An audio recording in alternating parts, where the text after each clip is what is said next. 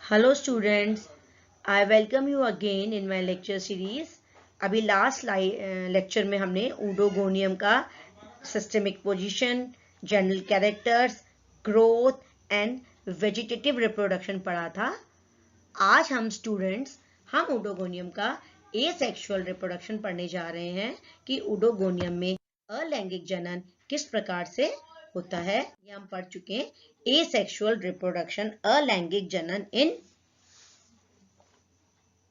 ऊडोगोनियम. ठीक है. इसमें जो अलैंगिक जनन है ये किसके द्वारा होता है? ये चल बीजाणु that is by means of zoospores के द्वारा होता है.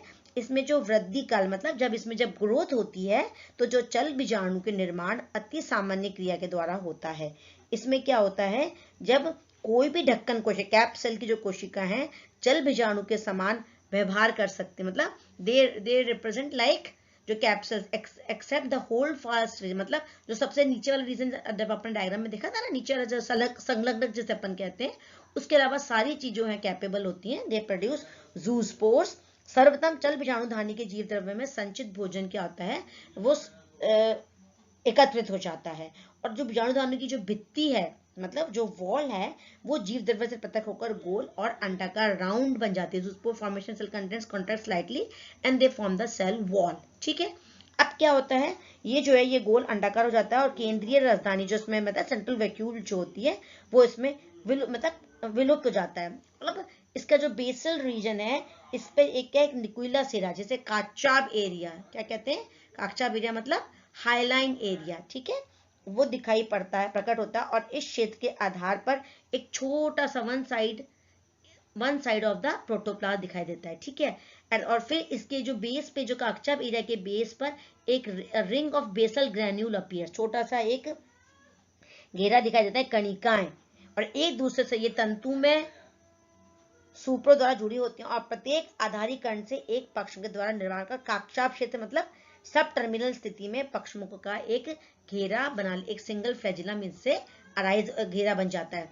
और फिर जब ये मेच्योर, एक समय जब चल बीजाणुधानी में एक जिलेटिनस द्रव्य बन जाता है और फिर ये एट मेच्योरिटी पे जब ये आ जाता है तो ज़ूस्पोर जो होता है वो कैसा होता है, ओवॉइड होता है, स्फेरिकल इन शेप होता है और पायरिफॉर्म इन शेप होता है. और जब ये मेच्योर हो जाता है, उसकी पूरी जो उसकी वॉल जो होती है, भित्ति जो होती है ज़ूस्पोरेंजियम की, ये कैप सेल जब मतलब ढक्कन कोशिका के आसपास जो होती है, कैप रीजन के आसपास ये फट जाती है, स्प्लिट हो जाती है. ठीक है. अब जब आपको एक चीज बता दूं, इसमें मैं मेंशन नहीं करा मैंने, इसका जो वो जो होता है, जो पक्षमों का जो घेरा बनता है, ठीक है, ये जो एक स्पेशल कैरेक्टर है, इसको हम किरीट कशाबिक या स्टेफेनोकॉन्ट भी कहते हैं. और ये परिपक्व बीजाणु होता है, और ये कक्षा चल का अग्रसिरा, इसके अंदर आगे की और ऊपर की ओर, जब जैसे बीजाणु में अभी डायग्राम में समझा दूंगी आपको. अब इसी वक्त पे क्या होता है, इसी समय चल बीजाणु एक जिलेटिनस पदार्थ बना लेता है, एक डेलिकेट, और इसका निर्माण चल बीजाणु की जरूरत श्रवण से कोशिका भित्ति की परतों के कारण क्या होता है, उसमें जिलेटिनाइजेशन हो जाता है. अब जिलेटिनाइजेशन होने के कारण क्या होता है, ये क्या करता है, उनको अवशोषित कर लेता है और फूल कर चल बीजाणु पर ये बहुत इसकी वॉल फूल जाती है. ठीक है. जब फूल जाती है तो दबाव डालता है और इससे क्या होता है, अनुप्रस्थ दिशा में ढक्कनों के समीप ये क्षेत्र से टूटकर और ये पानी में मुक्त हो जाते हैं. और चल बीजाणु एक पट्टिका से ये क्या होता है, vesicle get dissolved and zoospore is liberated. अब इसके चारों, अब क्या होता है, अब हम इसके नेक्स्ट उस पर जाके देख लेंगे डायग्राम से. ठीक है ना. अब हम इस डायग्राम से अच्छे से समझ पाएंगे. ठीक है. ये अपन ने देखा, ये इसका ये वही बेसिक, वही सेल वॉल, पाइनोड क्लोरोप्लास्ट दिए. ठीक है. फिर इसका ये जो एरिया, ये कैप सेल के नियर वाला एरिया जो होता है, ये क्या बन गया, ये पूरा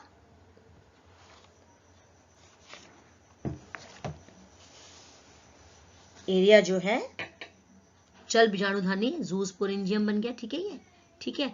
अब ये जो ज़ूस्पोरेंजियम वाला पार्ट है, देखो ये कैसे इसमें से इमर्ज हो रहा है. ठीक है ना. इमर्ज होकर ये एरिया खाली होता जा रहा है और उसमें से ये निकल के बाहर की ओर इमर्जिंग ज़ूस्पोर, किस तरह से ये बाहर निकल के आ रहा है. ठीक है. अब इसके बाद क्या हो रहा है, ये देखा, ये वेसिकल पट्टिका के रूप में, और ये राउंड पायरिफॉर्म स्फेरिकल एक ज़ूस्पोर है. ठीक है. ये देखो, ये ज़ूस्पोर अपना पायरिफॉर्म नाशपाती से इसकी शेप स्फेरिकल जूस्पोर। और फिर उसके बाद क्या हो रहा है कि इस जूस्पोर के अंदर जर्मिनेशन हो रहा है। क्या हो रहा है? जर्मिनेशन होने के बाद क्या बना रहा है ये? लगभग 1 घंटे तक ये तैरता रहता है पानी में। तत्पश्चात किसी ठोस आधार भाग से ये चिपक कर अग्र सिरे द्वारा चिपक जाता है और इसके पक्ष में जो होते हैं, मैंने बताया ना स्टीफन क्रीट का शापिक, वो पक्ष में जो होते हैं वो नष्ट हो जाते हैं और पतली भित्ति का आवरण इसके चारों ओर बन जाता है और कोशिका द्विगृत होकर अनुपज विभाजन द्वारा 2 कोशिकाएं बनाती हैं और जिससे क्या कहते हैं संलग्न मतलब होल्डफास्ट रीजन में रूपांतरित हो जाती है और इस कोशिका में विभाजन नहीं होता। इस रीजन में क्या होता है? कोई डिवीजन फर्दर नहीं होता और शीर्ष कोशिकाओं में ये जो ऊपर वाली जो कोशिका होती है उसमें बारंबार विभाजन होने से सुकाय निर्मित हो जाता है और प्रत्येक विभाजन ओडोगोनियम में लाक्षणिक विभाजन के आधार पर होता है। तो ये क्या है? Asexual reproduction by zoospore in Oedogonium. ठीक है, आगे आपको किस तरह जूस्पोरेंजियम बना, जूस्पोर बना, जूस्पोर किस तरह से बाहर निकला, किस तरह से ये चिपका, फिर इसके जो पक्ष में वो पक्ष में नष्ट हो गए, जर्मिनेशन हुआ और फिर किस तरह से इसमें होल्डफास्ट रीजन और इसमें बारंबार डिविजन के और इस तरह से एक सुकाय का निर्माण कर लिया। तो ये हो गया अलैंगिक जनन इन ओडोगोनियम। ठीक है, अब देखो अपन ने पढ़ ही लिया ये जर्मिनेशन ऑफ जूस्पोर, लिबरेशन हुआ, जूस्पोर स्विम हुआ, सेटल्स डाउन हुआ, फिर ये अपने फ्लैजिला को निकाल देता है, transfer septum basal highland holdfast from the apical green cell, then apical cell जो ऊपर की जो सेल है होल्ड फास्ट रीजन में तो डिवीजन होता ही नहीं है, divide repeatedly to form a new filament. Now sexual reproduction, लैंगिक जनन। इसमें जो लैंगिक जनन है that is advanced oogamous type, अग्रत विषम युग्मकी टाइप का लैंगिक जनन पाया जाता है। शांत जल में पाए जाने वाली जातियों में यह सामान्यतः अधिक पाया जाता है। ठीक है, आया आपको समझ में? प्रजनन कोशिकाएं बनती हैं एंथ्रीडियम एंड oogoनियम, अंडधानियां और पूधानियां इसके अंदर डेवलपमेंट होता है। जो एंथ्रीडियम जो पूधानी है वो एंथेरोजॉइड बनाती है और oogoनियम क्या बनाती है? एग बनाता है। ठीक है, अब डिस्ट्रीब्यूशन ऑफ सेक्स ऑर्गन्स किस तरह से, अब इसके अंदर क्या होता है? 2 चीजें होती हैं जो ओडोगोनियम में स्पेशल कैरेक्टर्स होता है। एक तो मैक्रेंडर स्पीशीज होती है, एक नेंड्रेंडर स्पीशीज होती है। ठीक है, अब जो मैक्रेंडर स्पीशीज जो होती है उसको पूर्णदीर्घी जातियां भी कहा जाता है। ठीक है, ये जातियां जिनमें पूधानियां सामान्य तंतु पर बनती हैं उनको मैक्रेंडरस फॉर्म भी कहते हैं। ये उभयलिंगाश्री मतलब मोनोइशियस प्रकार की होती हैं। ठीक है, क्या होती है? मोनोइशियस प्रकार की होती है। मोनोइशियस का मतलब इसमें एक ही सुकाय पर, मैंने आपको पहले भी बताया था मोनोइशियस का, एक ही सुकाय पर एंथ्रीडिया और oogonia अगर हम डायग्राम में देख रहे थे ना तो वो मैक्रेंडर्स मोनोइशियस है। ठीक है, पूर्णदीर्घी जातियां जिसपे कि एंथ्रीडिया और oogonia एक ही सेम फिलामेंट पे लग रहे हैं। आगे आपको मेरे पास समझ में ये मैक्रेंडर स्पीशीज की कहानी। अब ये हो गया नेनेंडर स्पीशीज। नेनेंडर स्पीशीज को हम क्या बोलते हैं? पुवामनीय जातियां। अब इन जातियों में क्या होता है? इनमें जो फिलामेंट्स होता है जो एंथ्रीडिया और oogonia उनमें मॉर्फोलॉजिकल मतलब आकारिकी रूप में डिस्टिंक्शन दिखाई देता है। ठीक है, जो मेल फिलामेंट होता है, नर तंतु जो होता है ये स्मॉलर होता है साइज में, जबकि जो फीमेल तंतु है female filaments are called dwarf male और नेनेंड्रियम मेल फिलामेंट्स। मतलब ड्वार्फ मेल और नेनेंड्रियम कहलाते हैं। पुवामन जिसे कहते हैं, इनमें पुवामन पाए जाते हैं। इनमें डायमॉर्फिक एक लिंगाश्री डायोशियस तथा विषम प्रजाति मतलब अलग अलग उसके ऊपर मॉर्फोलॉजिकल डिफरेंशिएशन होने के कारण इसको हम डायोशियस टाइप भी कहते हैं। तो ये हो गया मोनोइशियस और ये हो गया डायोशियस। मोनोइशियस मतलब मैक्रेंडर स्पीशीज और नेनेंडर्स मतलब, इससे हम इनको समझ सकते हैं। तो अब आपको समझ में आ गया ये मैक्रेंडर्स क्या है और नेनेंडर्स क्या है। ठीक है, मोनोइशियस मतलब सेम फिलामेंट पे जो कि हमने डायग्राम में भी पहले समझ लिया था। डायोशियस मतलब क्या हो रहा है? इनमें मॉर्फोलॉजिकल डिस्टिंक्शन है, अलग अलग हो गया, मेल पे अलग, फीमेल पे अलग, फीमेल अलग। ठीक है, अब थोड़ा सा इसमें अभी डिस्कस कर लेते हैं। पुवामनों का निर्माण एक विशेष बीजाणु के परिवर्धन से होता है जिसे हम क्या बोलते हैं? पू बीजाणु। अब पू बीजाणु को क्या मतलब होता है? एंड्रोस्पोर्स। क्या होता है?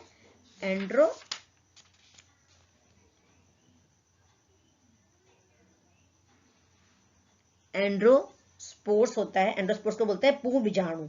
इसका निर्माण पू बीजाणुधानी में होता है। उभय लिंगाश्री मतलब मोनोशियस जातियां पू बीजाणुधानी और अंडधानी एक ही तंतु पर, बताया ना मैंने आपको, मतलब जो मैक्रेंडर स्पीशीज होती हैं उन जातियों में पू बीजाणुधानी और अंडधानी एक ही तंतु पर होती हैं, को हम गायनेंड्रोस्पोरस तथा एक लिंगाश्री जातियां पू बीजाणु अलग अलग होने के कारण उनको हम अलग अलग भी कहते हैं। तो ये हो गया आपका मैक्रेंडर स्पीशीज और ये हो गया हमारा नेनेंडर स्पीशीज। नाउ अब हम पढ़ेंगे कि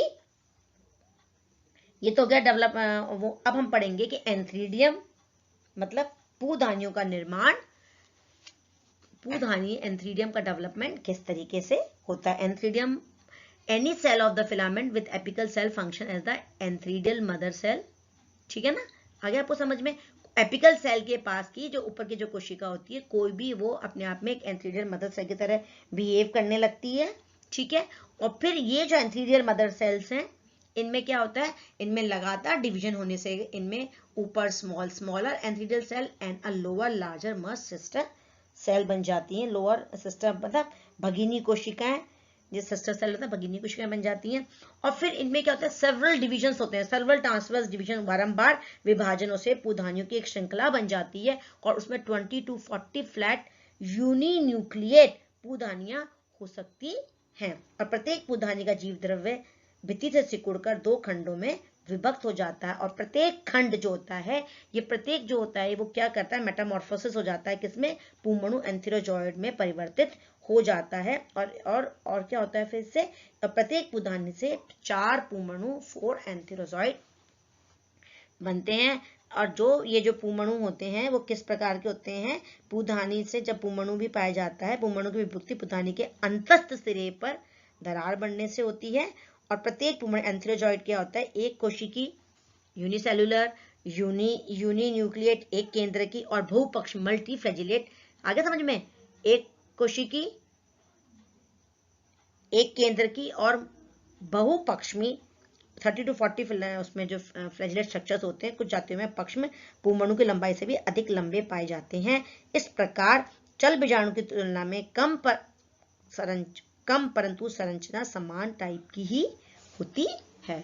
तो ये हो गया कि किस तरह से पूधानी का निर्माण ऊडोगोनियम में होता है, ठीक है। अब ये डेवलपमेंट देख लिया आपने, मैंने कहा ना कैप्सूल के पास जो है ये पूरी जो ये जो कैप्सूल के पास कोशिका किस तरह बिहेव करिए, एएम से मतलब एंथ्रीडियम मदर सेल। अब ये जो एंथ्रीडियम मदर सेल है, देखा ना इसमें ये वाला, इसमें इससे क्या बनने लग गए, ये देखो,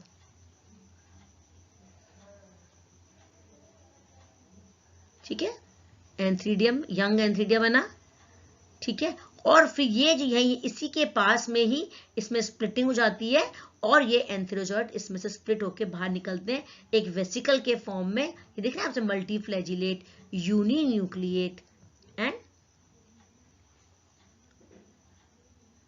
यूनिसेलुलर एंथेरोजॉइड, ये बन देख रहे हैं, एंड डेवलपिंग एंथ्रीडिया, आपको दिख रहा है ये सर से। तो इस तरीके से ये एक यूनिसेलुलर, यूनिन्यूक्लिएट और मल्टीफ्लैजिलेटेड एंथेरोजॉइड जो कि एंथ्रीडियम ऊडोगोनियम का स्पेसिफिक कैरेक्टर है, वो बन के बाहर निकल लिबरेट हो जाते हैं। फिर जो मैंने आपको बताया था ना, नेनेंड्रस फॉर्म और नेनेंड्रियम, मैक्रेंड्रियम, ये वही वाला पार्ट है, ठीक है ना। फिर ये जो इसका development of androspore dwarf male, ठीक है, इस डायग्राम से भी हम इसको androsporangia, gynandrosporangia, germinating androspore, antheridia, antherozoid, ये dwarf male, supporting cell, basal cell, ठीक है। ये क्या हो रहा है, development of androspore, germination of endosperm and formation of dwarf male with a chain of entheridia and liberation of entherozoids, ठीक है। अब हम पढ़ेंगे नेक्स्ट में कि किस तरह से ऊगोनियम का डेवलपमेंट होता है, अंडधानी का डेवलपमेंट होता है, ठीक है, कि ऊडोगोनियम में अंडधानी का डेवलपमेंट किस तरीके से। अंडधानी, अब इसमें क्या मैंने आपको बता दिया, दोनों तरह की स्पीशीज होती हैं, मोनोइशियस स्पीशीज भी होती हैं, एक लिंगा, मोनोइशियस मतलब उभयलिंगाश्री, मतलब दोनों एक ही तंतु पे पाए जाते हैं, डायोशियस मतलब एक लिंगाश्री मतलब अलग अलग नर तंतु और मादा तंतु अलग अलग होते हैं। तो समझ में आ गया आपको कि मोनोइशियस एक लिंगाश्री क्या होते हैं, मोनोइशियस डायोइशियस दोनों स्पीशीज आपको समझ में आ गई होंगी। अब हम देख रहे हैं कि monoecious species antheridia and oogonia present on the same filament, और कोई भी vegetative cell with apical cell जो है वो oogonia है, वहां पर वो एंथीरियल मदर सेल बन रहे थे, यहाँ पर क्या बन रहा था, यहाँ oogonia मदर सेल बन रही, ठीक है। और फिर इनमें लगातार डिवीजन होने से अपर oogonia एंड लोअर सफल्ट्री, ठीक है, आधार पर सफल्ट्री कोशिका अथवा आधार कोशिका या सपोर्टिंग सेल भी, जिससे अपन आधार कोशिका सपोर्टिंग सेल का निर्माण होता है, अंडधानी अपेक्षाकृत बड़ी होती है। यह संचित भोजन की मात्रा बढ़ाकर फूल जाती है, जिससे गोल अंडाकार हो जाती है, और इसका जो जीव द्रव्य है अचल और केंद्रकीय अंड में परिवर्तित हो जाता है, ठीक है ना, सिंगल नॉन मोटाइल एग में हो जाता है, और पुनः अनुप्रस्थ विभाजन द्वारा दो अधिक अंडधानी एक श्रृंखला में बन जाती हैं। After this small pore transfer slit develops on the oogonial wall and now जो अंडधानी है मात्र कोशिका शीघ्र ही अंडधानी में परिवर्तित हो जाती है, और शिशु अंड हरा होता है, जो जनरली जब एग जो बनता है after this small pore oogonial wall and prior to fertilization a gelatinous material is excluded. मतलब फर्टिलाइजेशन से पहले क्या होता है, जो एग है उसके द्वारा एक बहुत द्रव्य पदार्थ बाहर निकल के आता है, एक्सक्लूड होता है थ्रू अ पोर, एंड ये जो द्रव्य पदार्थ है जिलेटिनस मैट्रिक्स है, ये इसको हेल्प करता है जिससे कि जो एंथेरोजॉइड है उसकी एंट्री oogonia में आसानी से हो जाए। परिपक्व होने पर अंड के चारों पर एक ऊपरी एक ग्राही स्थल रिसेप्टिव स्पॉट का निर्माण होता है, और इस क्षेत्र में हरित लवक हट जाने के कारण ये काकशाप हाईलाइन दिखाई देता है, और इससे अंड का केंद्रक भी इस क्षेत्र में समीप स्थानांतरित हो जाता है, और ग्राही स्थल पे व्यापित पेपिला उभर कर एक छिद्र द्वारा दरार बन जाती है, और फिर इसके साथ ही ये जिलेटिनस मैट्रिक्स के द्वारा वो जो एंथेरोजॉइड है वो oogonia के उसमें अंदर एंटर करने में उसको मदद मिलती है।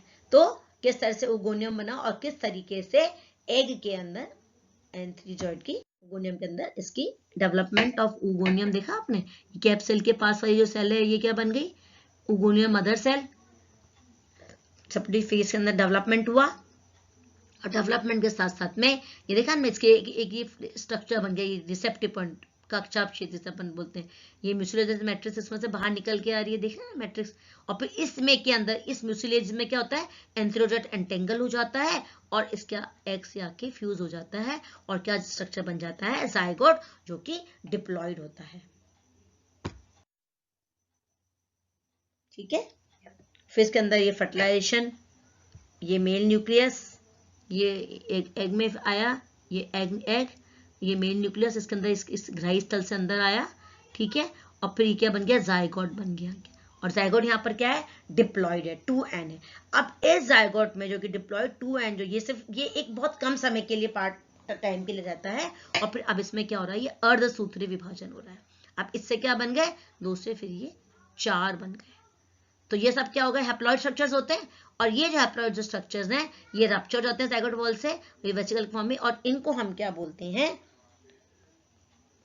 इनको हम क्या बोलते हैं, ये जो निश्चित टांग से इसमें से निकल के बाहर निकल के आते हैं इनको हम बोलते हैं मियो अचल बीजाणु, ज़ूमियोस्पोर, ठीक है, वेसिकल के फॉर्म में रप्चर्ड जाइगोट वॉल हो गई, ठीक है। अब ये डीफ्लैजिलेटेड ज़ूमियोस्पोर हो गए, और ये यंग, अब इससे फिर ये जो डीफ्लैजिलेटेड ये जो इससे जो है इससे फिर क्या बन रहा है, अचल, इससे ये जो diploid zygote nucleus formation of zoomeiospore and germination, and फिर इससे फिर वापस अ यंग हैप्लॉइड, अब जो मतलब यहाँ ये सिर्फ ये वाली स्टेज जो थी ना वो डिप्लॉयड थी, अब यहाँ से क्या बन रहा है, इससे ये यंग हैप्लॉइड फिलामेंट अपना बन जाता है।